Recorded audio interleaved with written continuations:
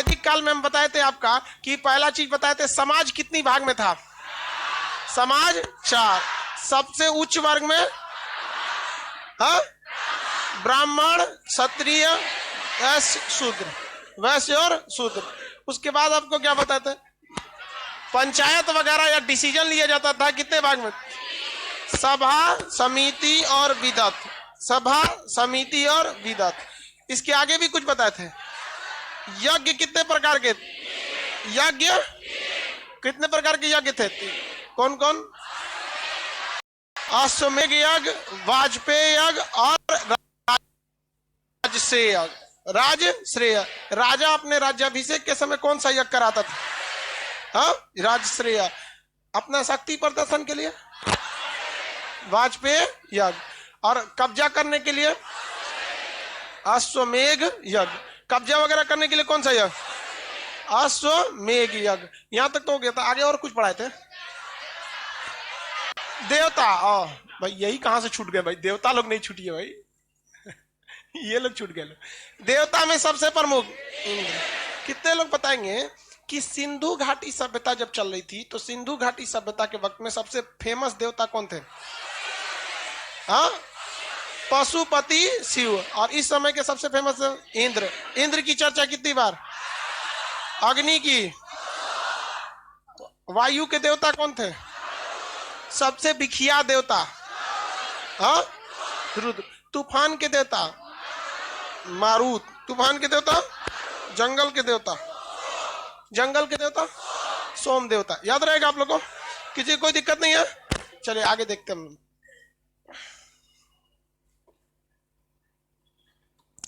सोम देवता तक पढ़ा दी, तब उसके आगे पढ़ाना है। इसमें दो चीजें याद रखेंगे। एक नदी, इस समय जो सप्त सैंधव नदी थी ना, कितनी नदी, कौन सी नदी में आके ये लोग बसे थे? सप्त सैंधव प्रदेश। सप्त सैंधव प्रदेश। सप्त सैंधव प्रदेश में जो बसे थे, उस समय की नदी का नाम और अभी के नदी के नाम में कुछ चेंजिंग है। जैसे इंद्रप्रस्थ किसका नाम है बाबू? इंद्रप्रस्थ दिल्ली का पुराना नाम क्या था? इंद्रप्रस्थ। इंद्रप्रस्थ था। पाटलिपुत्र पटना का नाम। तो वैसी नदियों के नाम थे। तो कुछ कुछ क्वेश्चन पूछ देता था नदियों से रिलेटेड। अब नदी में कुछ फेमस नदी है जिससे आपके क्वेश्चन पूछेगा, जैसे झेलम नदी। कौन सी नदी? झेलम नदी। एक है ब्यास। झेलम के बाद कौन सा? ब्यास।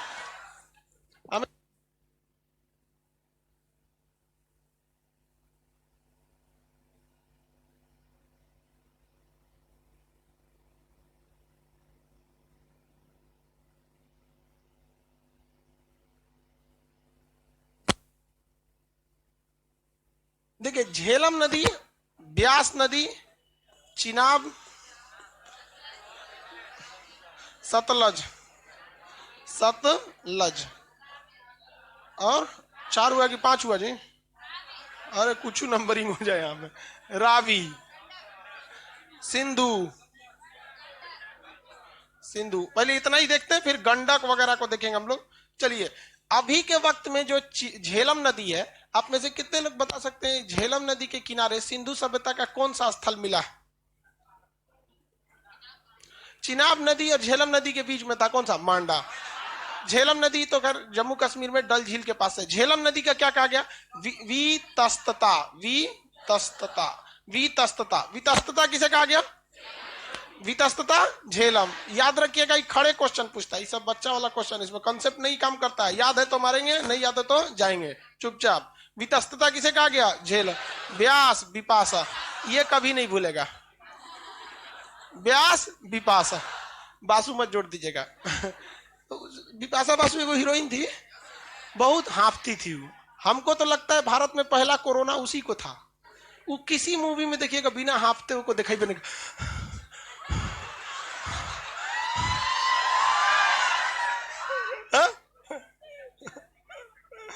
अजी उसका एक भूता मूवी था, राज चुड़ैल बनल थी उसमें।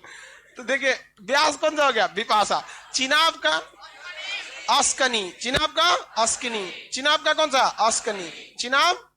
सतलज, ये भी याद रहेगा, शत्रुदी। सतलज का शत्रुदी। सतलज शत्रुदी। सतलज। रावी, परुष्णी। रावी, रावी परुष्णी नदी, रावी परुष्णी याद रहेगा।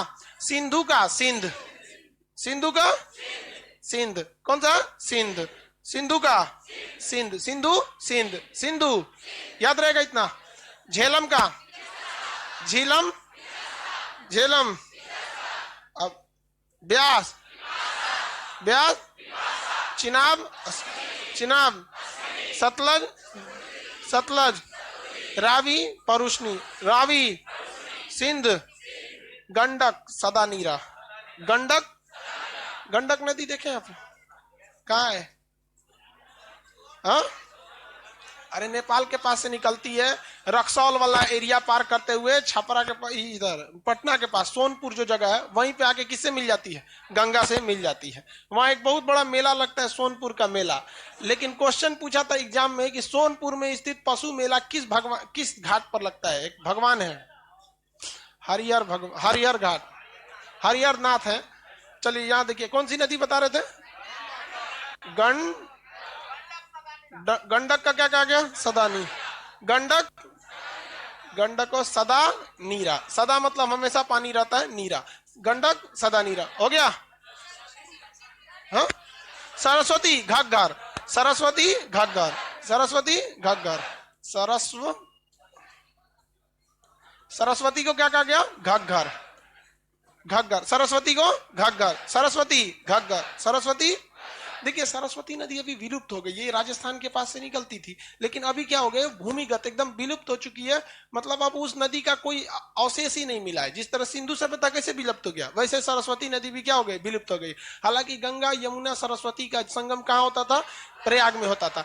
लेकिन अभी सरस्वती वहां पे क्या हो चुकी है? भूमिगत गायब हो चुकी है, मिली नहीं है। अभी आर्कियोलॉजिकल सर्वे ऑफ इंडिया और भूलॉजिकल जो जियोलॉजिकल सर्वे है वो इसकी खोज में लगा हुआ है। आप जाएंगे इलाहाबाद में भी तो वहां आपको केवल गंगा और यमुना मिलेगा। हालांकि आप पानी देख के बता सकते हैं गंगा का है कि यमुना का है वहां पे। और वहां पे अब तो गंगा नदी में बहुत प्रदूषण हो गया है ना, वरना पहले कभी भी कहीं से भी गंगा नदी में पानी भर लीजिए कीड़े नहीं पड़ते थे। बैक्टीरियोफेज नामक उसमें जीवाणु पाया जाता था जो कीड़े मकोड़ों को मार के खत्म कर देता था। लेकिन हम मानव लोग से बड़का कोनो कीड़ा है, इतना ना गंदगी मचा दिए जिसका कोई हद नहीं। तो अब गंगा नदी में जाइएगा तो वहां लोग बताते हैं कि यहाँ से पानी मत भर लीजिए, वहां से भरिए, वहां शुद्ध है। मतलब किनारवा से भरेंगे कुछ ज्यादा चौपट कर देता है सब। तो ये नदी याद रहेगा आप लोग को, किसी को कोई दिक्कत नहीं है। झेलम का झेलम, सदा नीरा, सदा नीरा, परुष्णी, परुष्णी, परुष्णी, रावी नदी को क्या कहा गया? परुष्णी कहा गया। नदी याद रहेंगे। अब आगे बढ़ते हैं हम लोग दर्शन शास्त्र पे। दर्शन का मतलब क्या होता है? कोई हमारी फिलॉसफी, हम आपको बताए थे दर्शन का मतलब होता है हमारा अपना कोई सिद्धांत होता है, उसे हम लोग क्या कहते हैं? हाँ, दर्शन। तो भारत में ना कुल वैदिक काल में 6 प्रमुख क्या दिए गए थे? दर्शन दिए गए थे। तो 6 को क्या कहते हैं? षष्ठ दर्शन। 7 को सप्त दर्शन। 7 को क्या कहते हैं? सप्त। तो ये कौन सा होगा? षष्ठ दर्शन। 6 है तो षष्ठ। ऐसे ठीक लिखा है जी? षष्ठ नहीं लिखा है सही? स दर्शन। ए छोड़ो यार, पहले ही सही था। षष्ठ दर्शन। कितने दर्शन हो गए? अरे यार यहाँ देखो, ऐसे हो गया, समझ में आ गया? षष्ठ दर्शन। हम लोग सीबीएसई बोर्ड से पढ़े हैं यार।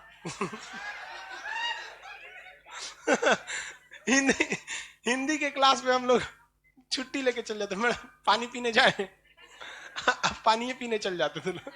हिंदी के बाद आते थे लोग, घंटी खत्म हो जाता, समझे में नहीं आता था हिंदी का क्लास। उसका भुगतना पड़ता है अभी। खैर उसमें सबको अपना अपना एक गड़बड़ होता है, हमको मात्रा होता गलती हो जाता है। चलिए ध्यान से देखिए, 6 दर्शन थे। इसमें कुछ दर्शन बहुत फेमस थे। ये क्वेश्चन ग्रुप डी से लेके यूपीएससी तक में पूछेगा, आपको यही याद होना चाहिए। और नहीं याद होगा तो जाएंगे आप लोग चौपट हो जाएंगे। मे आई विजिट मैम, ये बकलोलवा कोने मैडम से मिलने के लिए कह रहा है? ओकरा ब्लॉक मारो तो एप्लीकेशन, अरे वो डिलीट हो जाएगा उसको। चलो चलो नीचे चलो, नीचे चलो, उसको डिलीट वो मत मार देना, वरना वो एप्लीकेशन से डिलीट हो जाएगा, फिर उसको बैच परचेज करना पड़ेगा। यहाँ बाबू एप्लीकेशन वाले लोग तामझाम नहीं किया कि यहाँ 2 मिनट में आपका गर्दन हमारे पास है। ब्लॉक करेंगे तो आप कुछ लिख नहीं पाएंगे, डिलीट करेंगे तो हमेशा के लिए खत्म हो जाएगा। ब्लॉक मार, अब उसके एप्लीकेशन से ब्लॉक कर देंगे ना, तो आप उस ईमेल आईडी से प्ले स्टोर से भी बाहर हो जाएंगे। इसलिए बदमाशी नहीं। बताओ कौन मैडम से मिलने का, मैं आई मीट यू मैडम, ये कौन मैडम से मिल रहा है ये? सोच रहा फरवरी महीना बहुत खराब है, न जाने कितनों का दिल तोड़ा इसने, इसीलिए इसके दिन को घटा दिया गया है। बहुत खराब महीना, कोनो याद आ रहा होगा, पढ़ ले बबुआ पढ़ ले, फरवरी चौपट महीना है। चलो यहाँ देखो, न्याय दर्शन, कौन सा? न्याय। न्याय दर्शन को किसने लिखा था? गौतम। न्याय दर्शन गौतम। सांख्य दर्शन, हाँ उल्टा लिख का कौन सा था? सांख्य दर्शन। योग दर्शन पतंजलि।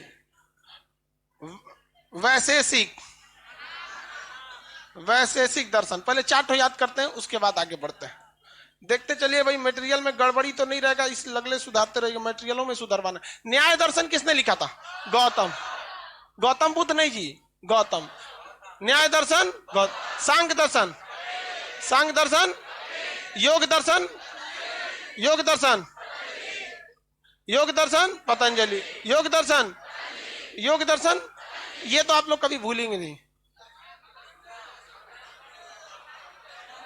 योग दर्शन, योग दर्शन, सांख्य, न्याय, न्याय, न्याय दर्शन, योग दर्शन, वैशेषिक वादरायण, वैशेषिक दर्शन कनाड, वैशेषिक दर्शन, वैशेषिक दर्शन कनाड, वैशेषिक दर्शन कनाड।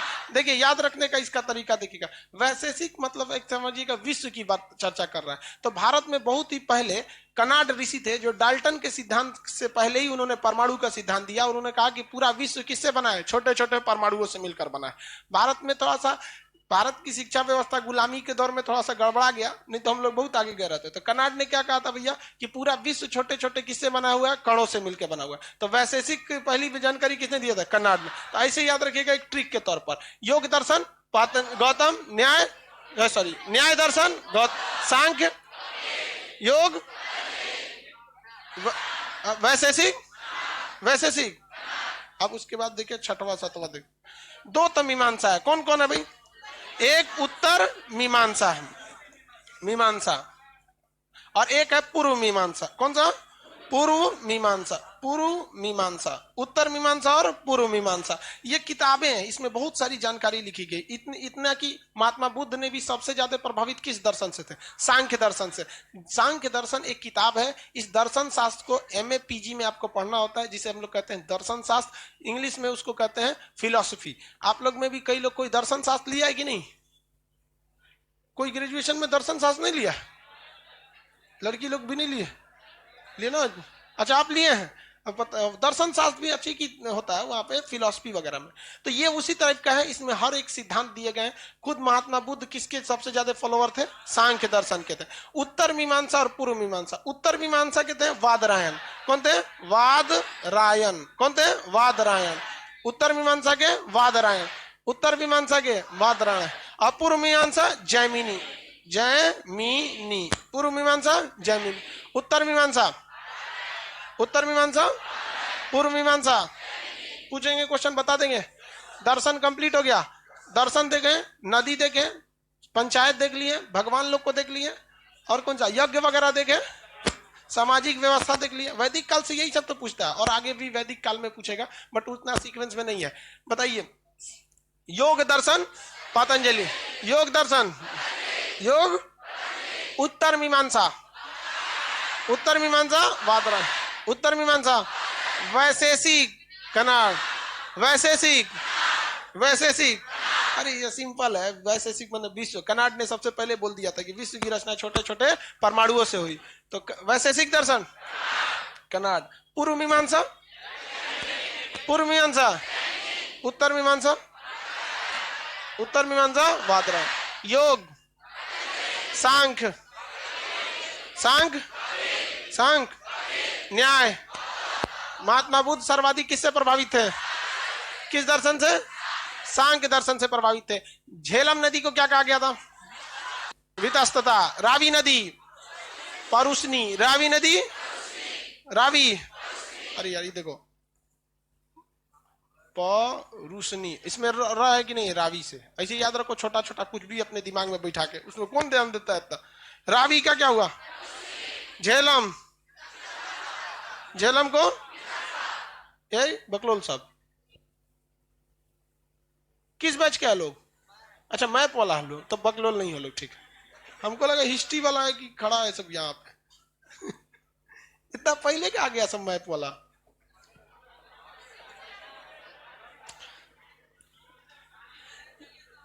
क्या जी, चलो अब आगे बढ़ते हम लोग, बहुत हो गया, दर्शन वगैरह सब कंप्लीट हो गया। आप देखेंगे आपके मटेरियल में जिस तरह से दिया है थोड़ा सा टफ हो गया होगा आपको, तो हम दोनों तरह से लिख देते भैया, क्लास में दूसरे तरीके से, मटेरियल में दूसरे। पांचवा हम देवता के बाद क्या पढ़ाए थे, नदी, और उसके बाद दर्शन, कौन सा दर्शन, अट जाओ इतने में, अट गया ना, अट गया दर्शन। यूपीएससी का क्वेश्चन था, सुनिए ध्यान से, इनमें से कौन सा भारत के वैदिक काल के दिए गए षष्ठ दर्शन का एक हिस्सा नहीं था। तो इसका मतलब भारत में षष्ठ दर्शन तो आपको पता ही है, उस षष्ठ दर्शन का कौन सा हिस्सा नहीं था। अब हमको ससुरा को ढेर ऑप्शन में ना याद है, लेकिन क्वेश्चन याद है। तो उसमें 3 गो था जो इसी दर्शन से था, कहीं ना कहीं 3 तो इसी दर्शन में था। एक कुछ और था जिसका नाम था वेदांत, क्या नाम था, वेदांत। अब बताइए, वेदांग, आरण्यक, ये सब दर्शन में आते हैं, हाँ, उपनिषद, ये सब तो दर्शन में नहीं आते हैं, ये तो ब्राह्मण ग्रंथ में आते हैं। किस में आएंगे, ब्राह्मण, आराम से छाट सकते हैं। देखिए यूपीएससी के क्वेश्चन में या बीपीएससी के क्वेश्चन में, एक बार बोले थे हम आप लोग को समझा देंगे, अब कभी टाइम, अब नेक्स्ट वीक या कभी याद दिलाएंगे लोग तो हम समझा देंगे, यूट्यूब पे समझा देंगे, आज चलो कैसे अभी समझा देंगे। तो उसमें क्या होता है ना कि हम लोग जो वनडे एग्जाम होते हैं, वनडे एग्जाम उसको बोलते हैं कि एक दिन में काम खत्म, एक के दिन में काम खत्म। बट पीसीएस और आईएएस वनडे एग्जाम नहीं है, मेंस में आपको ना बोर्ड एग्जाम की तरह लिखवाएगा, जिस तरह से आप बोर्ड के एग्जाम में इंटर ग्रेजुएशन में किए होंगे वैसे लिखवाएगा। तो ऐसे एग्जाम की सबसे बड़ी खासियत क्या होती है, ये आपका नॉलेज नहीं चेक करते हैं, ये आपको कंप्लीट नॉलेज इन्हें पसंद है, अधूरा नॉलेज इन्हें नहीं पसंद है। जैसे रेलवे के एग्जाम में आपको कंप्लीट भी नहीं है ना तो मार के निकल जाएंगे, लेकिन आप ध्यान से देखेंगे रेलवे के एग्जाम में पूछेगा तो क्या पूछ देता है, ऐसे पूछेगा, वैसे किसने लिखा, कनाड। यानी अगर आपको बस इतना भी याद था ना गलती से, तो आपका रेलवे में एग्जाम हो गया, 1 नंबर मिल गया। मान के चलिए आपको बस इतना ही पता था, योग दर्शन पातंजलि, ये तो सबको पता होगा, एग्जाम हो गया। बट यूपीएससी पीसीएस में ये नहीं चलता है, कुछ चुरा या तो कह देगा नीचे दिए गए कूट का प्रयोग करो, ऐसे ऐसे कोचिए, आई है में आई हो में कोचते रहिए, मतलब कंप्लीट नॉलेज है तो कोच काच के आगे बढ़िए, और नहीं तो कह देगा इनमें से कौन सा नहीं है। हमेशा देखिएगा ज्यादातर 30% क्वेश्चन यूपीएससी और पीसीएस के एग्जाम में निगेटिव से पूछता है कि कौन सा नहीं है, यही आदमी फंस जाता है। समझ में गया कि नहीं। जैसे हम मान के चले अगर बोल देते हैं कि इसमें से कौन सा होशियार नहीं है, बड़ी दिक्कत हो जाएगा को खोजने में, सबके बारे में आपको पता चलना पड़ेगा कि कौन होशियार है कौन बकलोल है, तब ना आप छाटेंगे यहाँ पे, समझे। उसी तरह यूपीएससी इसी तरह से पूछता है, 4-5 तो दे देगा और कंप्लीट पता है तो आंसर दीजिए, नहीं तो चले चुपचाप अगली बार में फिर तैयारी कीजिएगा। यहाँ पे एक एक से आप इलाहाबाद में जाइएगा ना या दिल्ली मुखर्जी नगर में, तो अंकल के एज के लोग तैयारी कर रहे हैं, अंकल के लोग, आंटी सब भी है वहां, वो लोग तैयारी कर। तो भाई हर चीज का एक तरीका होता है, आप उस तरीके के हिसाब से किसी भी एग्जाम की हम बात करते हैं, दुनिया का कोई भी एग्जाम, अगर आप उसके पिछले 10 से 15 साल का प्रीवियस बना लेते हैं तो आधा तो काम आपका वही हो गया, आधा काम यही हो गया।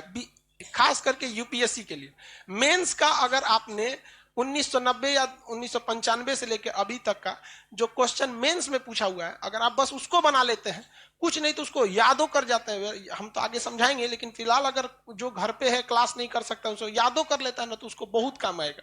रीजन क्या है कि मेंस बहुत टफ एग्जाम होता है, उसमें एक सेलेक्टेड क्वेश्चन ही पूछे जाते हैं, एक एरिया है कि यही चीज क्वेश्चन, उसमें ही नहीं पूछेगा कि सिंधु सभ्यता की खोज किसने किया, दयाराम साहनी, मेंस में पूछेगा ही, सब लेमचूस वाला क्वेश्चन पीटी में निकल जाता है। उसमें क्या पूछेगा कि आप कैसे प्रमाणित कर सकते हैं कि सिंधु सभ्यता एक नगरीय सभ्यता थी, यही पूछेगा। आप बताइए कि भैया यहाँ के घर जो थे, सड़कें सीधी थी, नालियां ढकी थी, सुव्यवस्थित ढंग से थे, जो शहर जहां मिला है जिसके दरवाजे पीछे खुले हैं उस पूरे शहर के दरवाजे पीछे खुले थे। इसका मतलब कोई वहां गाइड करने वाला था कि तोरा नक्शा पास ना करेंगे, इनने से उन्ने कर देगा तो कंगना रानौत की तरह छज्जा तूर देंगे तोरा। कोई ना कोई नगर निगम था कि नहीं था?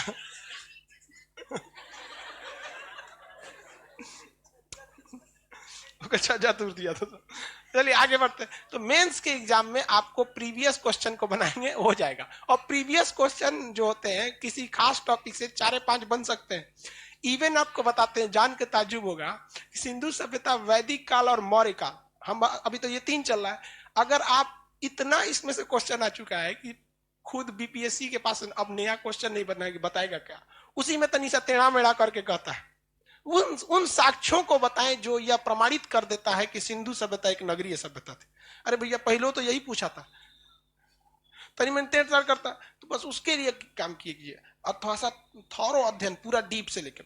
अब हम आगे देखते हैं, सिंधु सभ्यता, ये वैदिक सभ्यता में जो अगर पंचायत थी तो उस पंचायत या नगर निगम को भी पैसा चाहिए। टैक्स के लिए क्या चाहिए? पैसा चाहिए। तो वो पैसा कहां से आता था? तो खेती पर क्या लगा था? टैक्स लगा था। उस टैक्स को हम कहते थे बली। क्या कहते थे? बली। टैक्स को क्या कहता था? बाली। तो बाली था इस तरह से, बली। टैक्स को क्या कहा जाता था? बलि। यहां से जबकि पशुओं को क्या दी जाती थी? देवता के लिए क्या दिया जाता था? बलि चढ़ाया जाता था। यहां पर मुख्य रूप से कौन सा पशु पाले जाते थे? गाय। मुख्य रूप से गाय पाले जाते। इस समय पूरी तरह अर्थव्यवस्था का मुख्य स्रोत क्या था भैया? कृषि और पशुपालन। कृषि प्लस पशुपालन, कृषि और पशुपालन था। यहां पर टैक्स के लिए क्या था? बलि। अब ये टैक्स वसूलेगा कौन? अब देखेंगे ध्यान से, टैक्स वसूलने की जिम्मेदारी जो आज की है वो वहां भी पहले। अब अगर गांव में रहिएगा ना तो हाउस टैक्स आता है, साल भर में एक बार रसीद कटता है, खेत का रसीद कटता है। वो रसीद कटवा लीजिएगा, जो बताता है कि जिसने रसीद कटा है जमीन उसी का। नगर निगम में आएंगे तो उसका रसीद कटेगा, बड़े शहर में जाएंगे। फिर ऐसे धीरे धीरे हर सरकार अपना टैक्स लेती है। ये कारपोरेशन टैक्स सेंट्रल गवर्नमेंट ले लेती है, इनकम टैक्स ले लेती है, जीएसटी ले लेती है। सरकार को टैक्स के सिवा और कहीं पैसा नहीं आता है। तो इस समय भी टैक्स के लिए क्या थे? बली थे। लेकिन वसूलेगा कौन? तो हर जगह एक लेवल है, गांव है, पंचायत है, नगर परिषद है, नगर निगम है, जिला है, जिला के ऊपर मंडल है, फिर राज्य है, देश है, इससे है ना। वैसे उस समय इतना याद करने की तो जरूरत नहीं है, आपको बस याद रखना है सबसे छोटा कौन सा था और सबसे बड़ा कौन सा था। सबसे छोटा और सबसे बड़ा। सबसे छोटा जो इकाई थी सिंधु वैदिक काल में, सबसे छोटी वो क्या थी? गांव थी। क्या था? गांव। और सबसे बड़ा जो राज्य था वो क्या था? जनपद। क्या था? जनपद। क्या था? जनपद। जनपद सबसे बड़ा एरिया था। जनपद सबसे बड़ा एरिया। जो गांव को कंट्रोल करता था, आज की तरह उसे मुखिया या प्रधान नहीं कहा जाता है। बिहार में गांव सभा को 10-15 गांव को मिलाकर एक गांव बना दिया जाता है जिसे पंचायत क्षेत्र कहते हैं। उसमें एक ही मुखिया रहता है जो 4-5 गांव को कंट्रोल करता है। बस इसके उलट देखेंगे यूपी में गांव के लिए स्पेसिफिक एक गांव का प्रधान होता है, वो अपने गांव के लिए काम करता है। उसी तरह यहां गांव के एज ए मुखिया की तरह था, वो प्रधान था। तो उसका नाम न मुखिया था न प्रधान था, उसका नाम होता था ग्रामीक। क्या था? ग्रामीण। लेकिन आज के वक्त में ग्रामीक का मतलब हो जाता है उस गांव का रहने वाला व्यक्ति। लेकिन जब वैदिक काल चल रहा था तो ग्रामीक जो था वो एक पद हुआ करता था जो आज के मुखिया के समान होता था। और जो जनपद था ये जनपद ये देश के समान होता था। इसका जो होता था राजन होता था। क्या होता था? राजन। अभी के समय में समझिए कि मोदी जी हैं, राजन के तौर पे वही है मोदी जी। अब इस समय धीरे धीरे अब खोज होने लगी और उत्तर प्रदेश का एक जगह था जिसका नाम था अतिरंजी खेरी। यूपी का एक जगह क्या नाम था? अतिरंजी खेरी। अब ये भारत देखेंगे, कश्मीर भाई, ये है जगह यूपी। यहां पर एक जगह था अतिरंजी खेरी। यहां पर लोहे की खोज हो गई। किसकी खोज हो गई? लोहे की खोज हो गई। लोहे की खोज की वजह से हर चीजों में बहुत सारी चेंजिंग आने लगी। और इस चेंजिंग की वजह से जो जनपद था, क्या था? जनपद। यहां पर जनपद जो थे वो बहुत बड़े होने लगे। जैसे मान के चलिए यहां पे लोहे की खोज हो गई तो जिसका गांव यहां था वो यहां आने लगा, जिसका इधर गांव था वो भी यहां आने लगा कि भैया वहां लोहे की खोज हो गई है, चक्का गाड़ी बैलगाड़ी सब चीज में लोहा लगना ही लगना है। तो लोहे की खोज होने की वजह से जहां जहां पर लोहा मिलने लगा, जहां जहां पर लोहा मिलने लगा वहां वहां का जनपद बड़ा होने लगा। क्या होने लगा? बड़ा होने लगा। क्या करने होने लगा? बड़ा होने लगा। अब यहां पे लोहा मिल गया तो यहां पे बहुत ज्यादा जनसंख्या हो गई, यहां मिला तो यहां होने लगी, धीरे धीरे करते करते बहुत जगह। तो पहला बार अतिरंजी खेरी में मिला था ना, ऐसा थोड़ी था कि केवल अतिरंजी खेरी में मिला था। तो जहां जहां लोहे का साक्ष्य मिलने लगा वो जितने जगह थे वो बहुत बड़े होने लगे। अब जनपद जो था वो लोहे की खोज होने की वजह से नगरीय सभ्यता की ओर बढ़ने लगा। वहां लोहार लोग की संख्या बहुत बढ़ने लगी और लोहार एक से एक सामान बनाने लगा। हसुआ, खुरपी, रामा, भाला, दुनिया भर का बर्ची। देखते हैं भाई लोहार की दुकान पे जाएंगे तो आपको 100 से ज्यादा आइटम मिलेगा। करनी, बसुली, हथौड़ी, जंजीर, हाँ, बेत बांधने के लिए, खरगोश उरगोश बांधने के लिए जंजीर, अरे जंजीर खरगोश कर रहे हैं, हाँ कुत्ता बांधने के लिए, खरगोश तो जंजीर में मर ही जाएगा। तो इंसान की जरूरत की जितनी चीजें थी वो कहां मिलने लगी? लोहार के यहाँ मिले। आप इस क्लासरूम में बैठे हैं ना, इस क्लासरूम में अगर आप ध्यान से देखेंगे केवल इलेक्ट्रॉनिक चीज को छोड़ दीजिएगा, मतलब लाइट बिजली को, तो यहाँ 80% आपको लोहा का चीज मिलेगा। जिस बेंच पे बैठे हैं, जिस पे हम खड़े हैं, जिस पे ये बोर्ड टंगाया हुआ है, ऊपर से लेके नीचे तक हर जगह आपको क्या मिलने लगेगा? हाँ, लोहा मिलने लगे। लोहा इंग्लिश में क्या बोले? आयरन।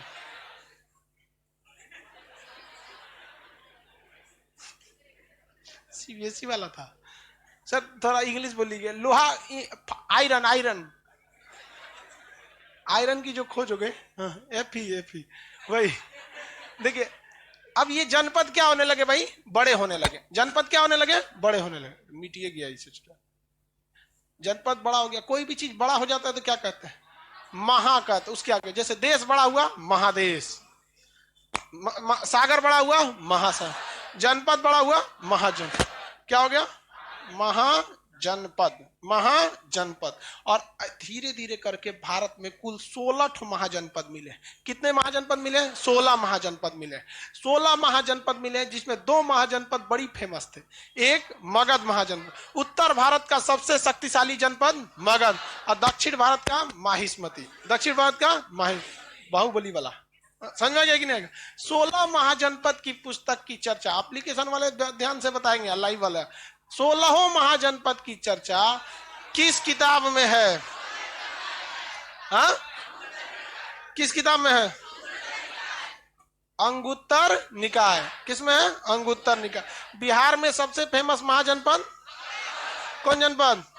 मगध महाजनपद। मगध महाजनपद एक बस छोटा सा महाजनपद था जो राजगीर से चालू हुआ था। कहां से चालू हुआ था? राजगीर। उस समय राजगीर का नाम था राजगृह। राज मतलब होता है राजाओं का, गृह मतलब जगह। जानबूझ के राजगीर की राजधानी, मगध की राजधानी उस समय राजगीर बनाई गई, क्योंकि चारों ओर से क्या है? पहाड़ है। अब ऊंचा ऊंचा जगह पे अपना आदमी बैठा दीजिए, अब बस उधर से पहले घोड़सवारी से युद्ध होता था, बच सकते थे। तो ये राजगीर जो था वो मगध महाजनपद की राजधानी थी। तो आप किसी को, राजधानी भी फेमस होती है और देश भी फेमस होता है। जैसे भारत कोई प्रतिक्रिया देता है किसी मैटर पे लेके, तो अखबार में 2 तरह की न्यूज छपती है। भारत ने इस पर कड़ी प्रतिक्रिया जताई, ऐसा छपता है, या तो नई दिल्ली ने इस पर कड़ी प्रतिक्रिया जताई। समझते ना? राजधानी जो होता है ना वो देश को रिप्रेजेंट करता है, बहुत बड़ा। जैसे कहता है ना बीजिंग ने इस पर चिंता व्यक्त किया यहाँ पर, तो इस तरह का बताता है। तो मगध भी फेमस, अब मगध की राजधानी राजगीर। लेकिन मगध के राजा जो थे सब बहुत खतरनाक थे सब। वो लड़ाई भी बहुत करता था सब, और शादी ब्याह भी बहुत कर लिया सब। तो नवरसा वाली जमीन देखता था सब। नवरसा उसे कहते थे जिस लड़की का भाई नहीं है ना, अगर आप उससे ब्याह कर लेंगे ना तो पूरी संपत्ति आपकी हो जाएगी, पूरी संपत्ति आपकी, और उसके जीवन का पूरा नखड़ा सब आपके सर पे आएगा। ए, चाय बना के लाओ तो जा। हाँ हाँ हाँ, चाय पिया तुम्हें, है कि नहीं? अच्छा, लेकिन लव मैरिज वाला चाय बना के पिलाता है। हाँ, अरे हमारे 1-2 दोस्त में की शादी हुई है ना लव मैरिज में, वो बेचारा मैगी बना बना के खिलाता है। हमसे कहता है यार क्या कहे, हम कहते ओकरे सामने कहो ना, तो उसके सामने जाके भीगी भी ले, कैसा बना है मैगी, कैसा बना है, कैसा बना है। चलिए ध्यान दीजिए। तो मगध महाजनपद पता नहीं कैसे देखते देखते इतना बड़ा बड़ा हो गया कि पता ही नहीं चला। आप लोग भी देखिए, छोटे से बच्चे थे पहले, देखते देखते कैसे बड़े हो गए, जीवन में बहुत सारी घटनाएं आई थी, सब धीरे धीरे आदमी क्या हो गया, बड़ा हो गया। कैसे इतना बड़ा हो गया, धीरे धीरे शक्तिशाली हो गया, पता ही नहीं चला। मगध अपने अगल बगल के जनपद को कहा कि तुम हमारे अधीन आ जाओ। क्या आ जाओ, हमारे अधीन।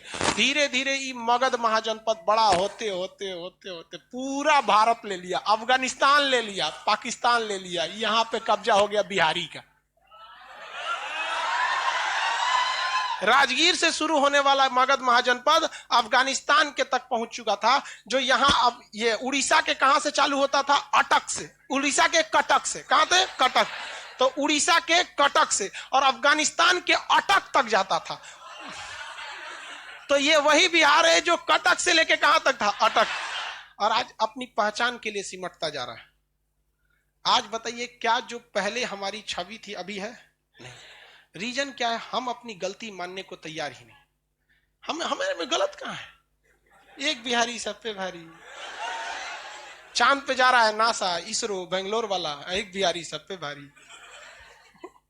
हाँ, सफाई में इंदौर आ रहा है, एक बिहारी सब पे भारी। पटना सबसे चौपट हो गया, फिर भी एक बिहारी सब पे भारी। हाँ, शिक्षा का लेवल चौपट हो रहा है, यहाँ बिहार के टॉपर लोग भी सब्जेक्ट का नाम नहीं बता पा रहे हैं, फिर भी एक बिहारी सब पे भारी। देखिए, एवरेज अच्छा होना चाहिए। आप हमेशा याद रखिएगा, किसी चीज इस क्लास में से अगर 2-3 लड़के टॉप कर जाते हैं ना, तो ये क्लास मायने नहीं रखता है। एवरेज लड़के निकलने चाहिए। तो बिहार में ना क्या है कि बहुत अच्छे अच्छे लड़के, कल देखे थे तुमको, छोटका छोटका मेरा स्टूडेंट वन को गर्दा मचाया था सब, लेकिन उससे अंकित और शिवानी, लेकिन सबको आगे बढ़ना पड़ेगा। तो ये सब थोड़ा सा आप लोग समझिए, ये सब आगे बढ़ना आपको क्यों बताना पड़ता है। कभी गुजरात को बोले, क्या सिंगापुर कहेगा कि हम बहुत डेवलप हैं?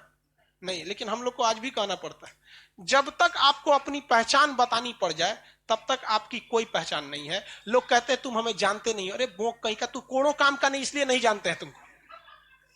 नरेंद्र मोदी कहेंगे किसी से, तुम हमको जानता नहीं है। अरे भाई साहब, पूरा दुनिया जानती है, चीन पाकिस्तान तो अच्छा से जानता है। तो ये कौन सा जनपद हो गया भाई, महाजनपद। तो इसमें आपको महाजनपद का सबसे ज्यादा चर्चा किस किताब में मिलेगी? अंगुत्तर निकाय में। अंगुत्तर निकाय किस धर्म से संबंधित है? अंगुत्तर निकाय बौद्ध धर्म से। अब इसमें दिक्कत ये हो जाएगा कि अगर हमने गलती से भी इसमें घुस गए महाजनपद में, तो आपको छोटे बड़े महाजनपद के बारे में क्या करना पड़ेगा, पढ़ना पड़ेगा। और धीरे धीरे इतना इसमें उलझ जाएंगे कि आप बीच में एक बहुत बड़ा टॉपिक छोड़ देंगे, जिसमें महात्मा बुद्ध एंट्री मारे थे, जैन धर्म एंट्री मारा था। उस समय लिंगायत, कापालिक, शैव, वैष्णव, ये सब धर्म थे सब। तो इसी बीच में, वैदिक काल के बीच में, हम इस टॉपिक को रोक कर पहले थोड़ा सा बीच में से धर्म वाला टॉपिक पढ़ा के निकाल देते हैं, क्योंकि बौद्ध धर्म और जैन धर्म से क्वेश्चन आते हैं। बट सीक्वेंसली देखेंगे तो सबसे पहले आपने क्या पढ़ा था? पाषाण। पाषाण वाला काल, अरे पाषाण वगैरह में पूरा पढ़े थे, मतलब ये प्राग ऐतिहासिक। उसके बाद आद ऐतिहासिक में क्या पढ़े थे? सिंधु सभ्यता। उसके बाद ऐतिहासिक में क्या पढ़े थे? वैदिक काल। ऐतिहासिक में वैदिक काल। वैदिक काल के बाद आता है महाजनपद। क्या आता है? महाजनपद। महाजनपद, महाजनपद क्या आता है? विदेशी आक्रमण, जैसे सिकंदर वगैरह, ये सब क्या हो गए थे, इसी टाइम पे कूद गए थे सब, युद्ध वगैरह। तो हमको इसी के बीच में एगो बाईपास निकाल के यहाँ क्या पढ़ लेना है? जैन और बौद्ध। जैन बौद्ध, लिंगायत, कापालिक, वैष्णव, शैव। लिंगायत, कापालिक, वैष्णव और शैव। स्टार्ट किए जाए यहाँ पे। वैदिक के बाद हम यहां नहीं गए हैं, जाना चाहिए कहां पर? महाजन। लेकिन महाजनपद का टॉपिक इतना बड़ा है, इसमें अशोक कूद जाएगा, सिकंदर कूद जाएगा, चंद्रगुप्त मौर्य, बिंदुसार, दुनिया भर का। अलाउद्दीन खिलजी कहां से आएगा?